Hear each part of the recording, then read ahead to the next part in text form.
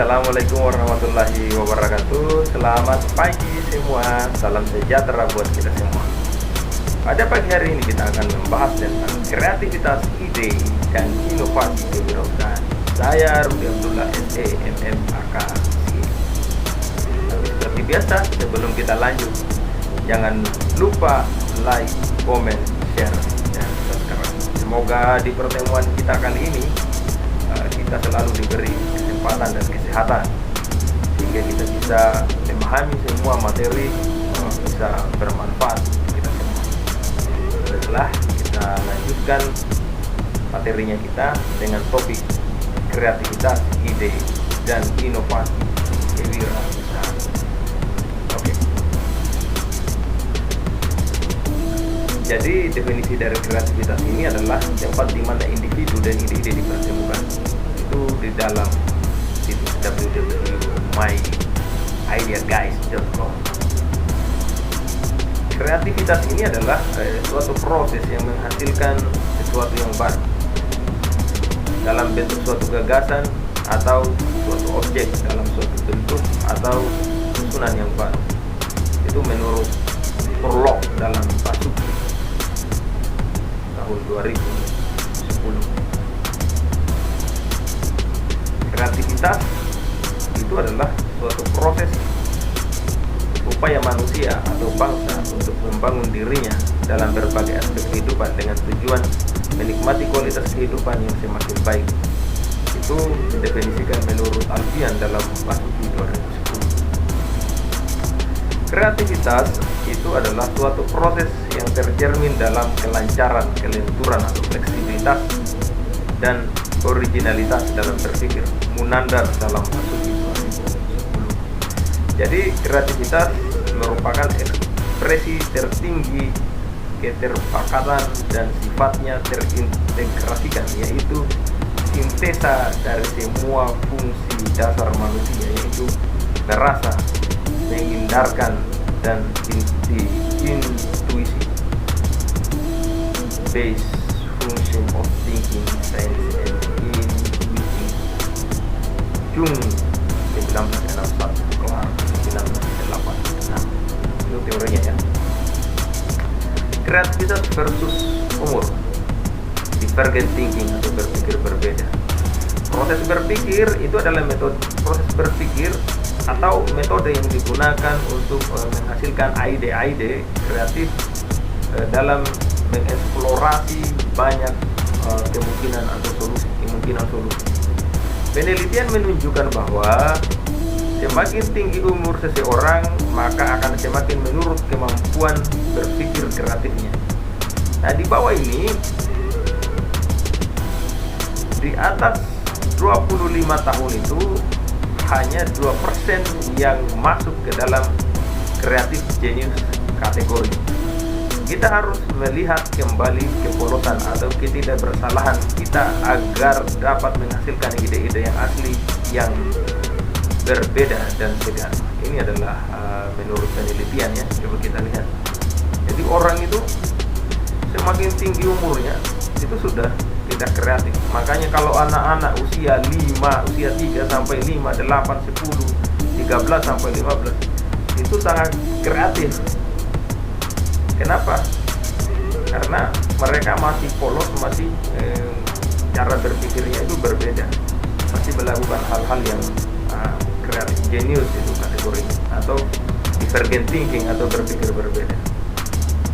Oke, kita lanjut. Kreatif dalam kewirausahaan. Kebanyakan calon pengusaha itu percaya ide awal dan inspirasi mereka memerlukan pemikiran kreatif yang paling penting. Pengusaha yang berpengalaman akan memberitahu Anda bahwa ide awal adalah bagian yang mudah. Pelaksanaan berikutnya dan pemasaran bisnis yang sangat kompleks merupakan tantangan kreatif yang nyata. Iya. Jadi kalau orang berwirausaha itu, kalau di ide awal itu bicaranya Allahumma shalli, ke sana, ke sini, ke sini, ke sana, mutar kemana-mana. Giliran buka usaha belum apa-apa sudah galau di hari pertama, bukan di hari kedua itu.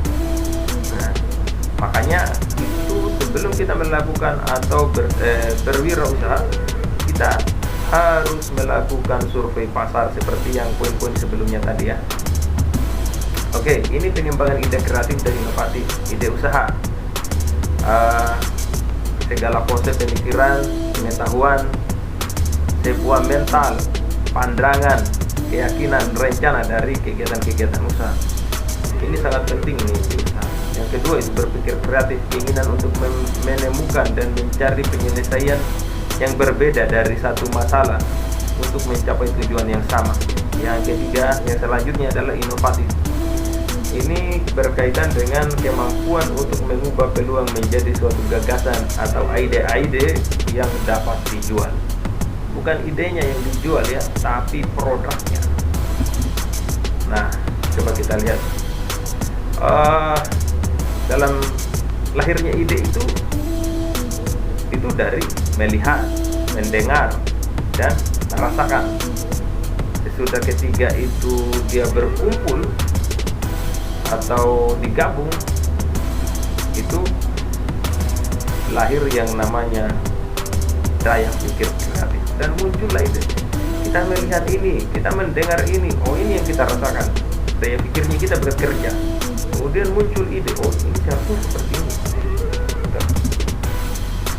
Munculnya ide itu kapan saja, di mana saja, dari apa saja, dari siapa saja.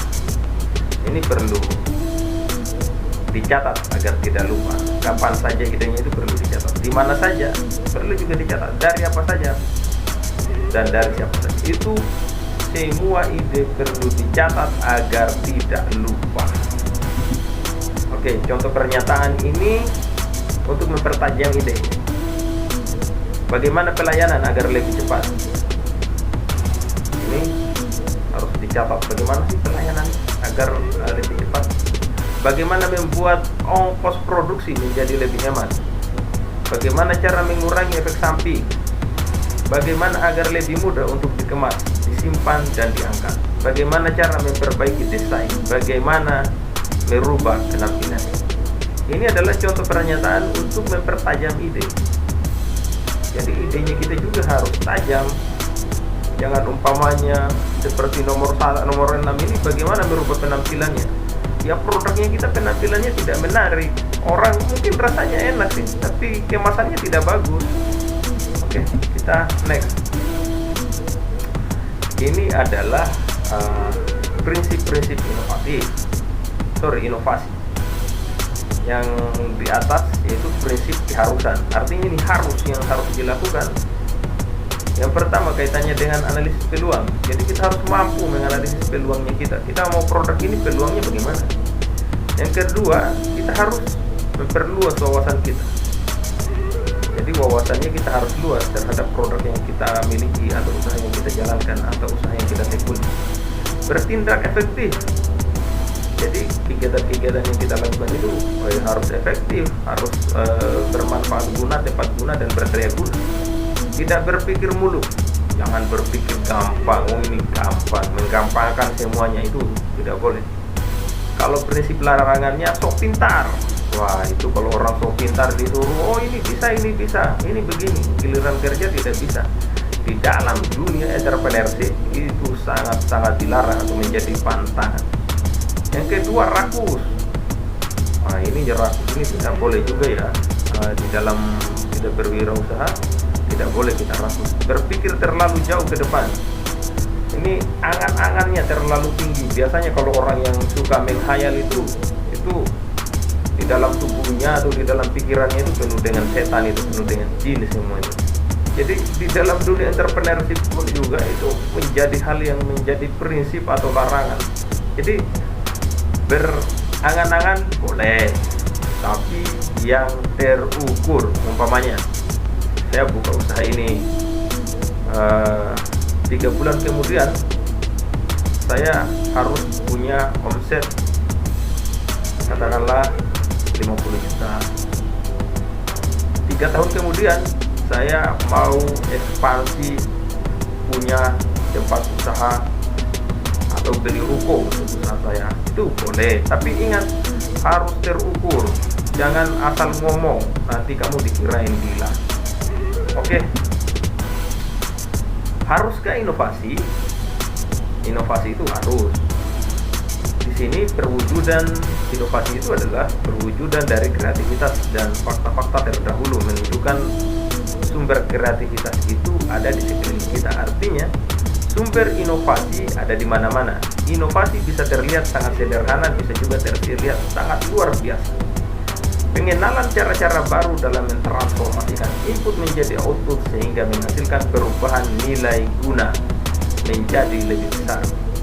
Kaitannya dengan konten teknologi berdampak positif dan meningkatkan nilai guna produk. Ini kaitannya inovasi. Haruskah inovasi? Harus. Oke, saya kira itu yang menjadi inti dari pertemuan kita kali ini.